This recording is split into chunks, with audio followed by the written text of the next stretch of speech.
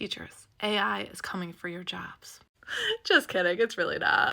However, it can help you to be more effective and efficient in your job as a teacher. We know we have a million different things we have to do on a daily basis, and getting it all done can be overwhelming. This is where AI comes in and can help you to get things done a little bit quicker. But I want to show you how you should be using it versus how you should not be using it. And we're going to start here with CuraPod, one of my favorite AI platforms. So CuraPod just released this 2.0 version. It is beautiful. If you haven't been on the site, you're going to love how they have it broken down here. You can choose your subject. I'm going to go to science and grade level, and it will give you suggestions. These are some of the best suggestions for science and specifically for 9th grade. I'm going to go to full lesson.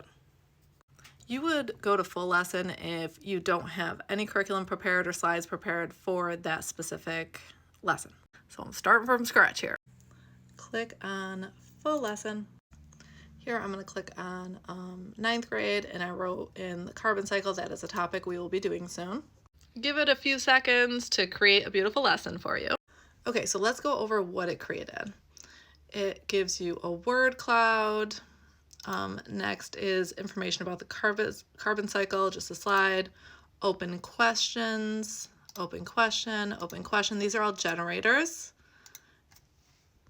There's a drawing, a few different poll pods, some good stuff here. Now, what I'm not going to do is just go to present without looking this all over and verifying that information is correct and accurate. So teachers should be using AI lessons like this as a template, not just going right into presenting it immediately.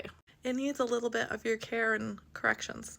Plus, AI doesn't know how you teach. You know how you teach. So you're going to go through and put your own teacher spin on it.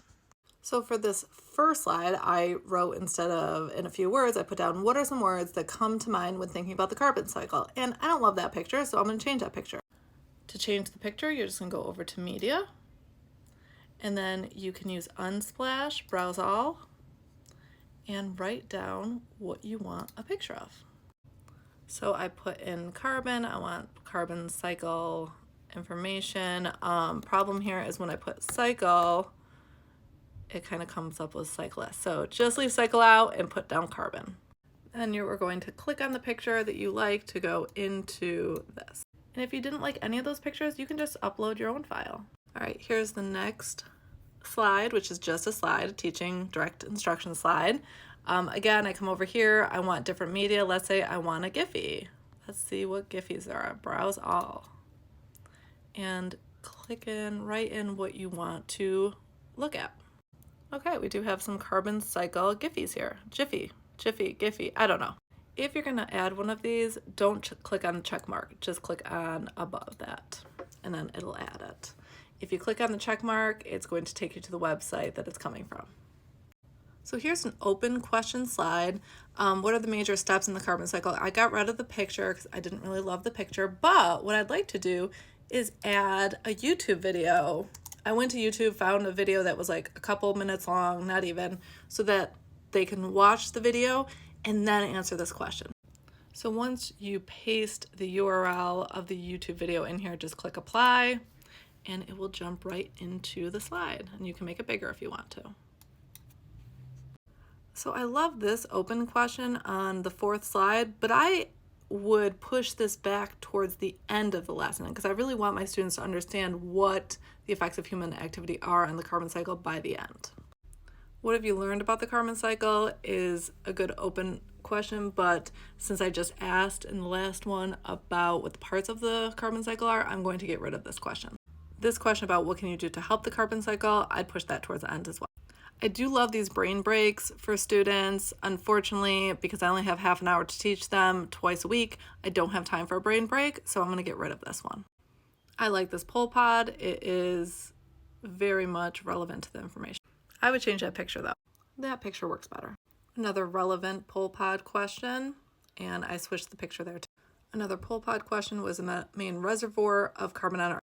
I did get rid of a couple of the other poll pods and continue on with tweaking this to my teaching style. Okay, if you've stuck around with me for this far, then you probably are interested in how this looks from a student perspective. Okay, so I ended up with 9 slides. Down here you can see them. I don't know why it's highlighting everything, but there you go. All right, I'll go up to present and show you how the students would see it. So this is asking what are some words that come to mind when they think about the carbon cycle. I would give them 2 minutes to go on their phone and jump into the Cure Live and answer the question. So students will log in using that Cure Live pin. They will put in their name, they'll tell them they're in, and they'll give them a nickname so that their name doesn't come up when looking at answers. All right, so then it will give them 2 minutes. You can make this longer or just continue making it shorter. And they are going to see this on their end. Once they're done, they click submit. And then they are going to wait until the rest of the students are done. Okay, so here's the word cloud that comes up on the big screen. Don't worry, you can open a moderation tool to make sure that all bad words have been filtered. So you look at this on your own screen, not on the big screen, as the teacher view. All right, then students will continue to look at the big board. They'll watch this video. And then once that video is done, you can click on the play button and they have to answer that question. What are the major steps in the carbon cycle? They will have to answer it on their end. Then they will click submit when they're done.